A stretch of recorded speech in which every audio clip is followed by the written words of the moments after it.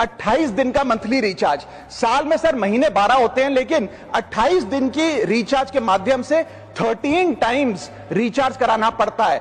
आपको फीलिंग 30 दिन की देते हैं, लेकिन आपसे डीलिंग 28 दिन की करते हैं। रिचार्ज खत्म होने के बाद आउटगोइंग कॉल बंद होना समझ आता है, लेकिन इनकमिंग कॉल बंद होना सरासर मनमानी है। भारत में 125 करोड़ मोबाइल फोन यूजर हैं, जिसमें से 90% प्रीपेड प्लान के यूजर हैं। सर, आज मैं प्रीपेड प्लान के जो मोबाइल यूजर्स हैं उनकी ओर से 2 समस्याएं उठाना चाहता हूं। सर, पहली समस्या है कि रिचार्ज खत्म होने के बाद आउटगोइंग के साथ साथ इनकमिंग कॉल का भी बंद होना। सर, जब प्रीपेड प्लान एक्सपायर होता है या मोबाइल रिचार्ज की वैलिडिटी खत्म होती है तो आपकी आवाज बंद कर दी जाती है। फोन मेरा, सिम कार्ड मेरा, नंबर मेरा। तो सर, रिचार्ज खत्म होने के बाद आउटगोइंग कॉल बंद होना समझ आता है, लेकिन इनकमिंग कॉल बंद होना सरासर मनमानी है।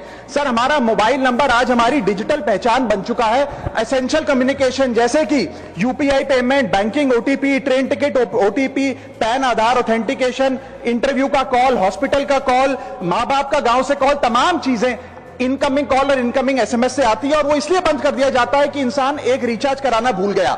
सर, इनकमिंग कॉल बंद करना is not stopping of a service, ये हमारे राइट टू कम्युनिकेशन को स्टॉप करने जैसा है। सर, जैसे आपका आधार कार्ड इसलिए एक्सपायर नहीं हो जाता कि आपने डिटेल अपडेट नहीं करी, या आपका बैंक का खाता इसलिए बंद नहीं हो जाता कि आपने मंथली डिपॉजिट जमा नहीं किया, या आपका वोटर आईडी इसलिए सस्पेंड नहीं हो जाता कि आप एक चुनाव में वोट डालना भूल गए। ठीक उसी तरह आपका मोबाइल नंबर इसलिए सस्पेंड और डीएक्टिवेट नहीं होना चाहिए कि आप एक रिचार्ज भूल गए। सर, मैं सदन में फ्री आउटगोइंग की मांग नहीं कर रहा, फ्री डेटा की मांग नहीं कर रहा, लेकिन इनकमिंग कॉल फैसिलिटी की गारंटी होनी चाहिए। मेरी 3 स्पेसिफिक मांग है। पहली, प्रीपेड मोबाइल कनेक्शन में इनकमिंग कॉल और इनकमिंग एसएमएस कम से कम 1 साल तक कंटिन्यू रहे, चलता रहे from the date of the last recharge, ताकि एसेंशियल कम्युनिकेशन चलती रहे। दूसरी, deactivation of the mobile number after 3 years. ऐसा ना हो कि आपका मोबाइल नंबर किसी को आपका मोबाइल नंबर बंद करके किसी और को अलॉट कर दिया जाए। कम से कम 3 साल का ग्रेस पीरियड देना चाहिए from the date of the last recharge. And third demand, mobile operator should introduce a low cost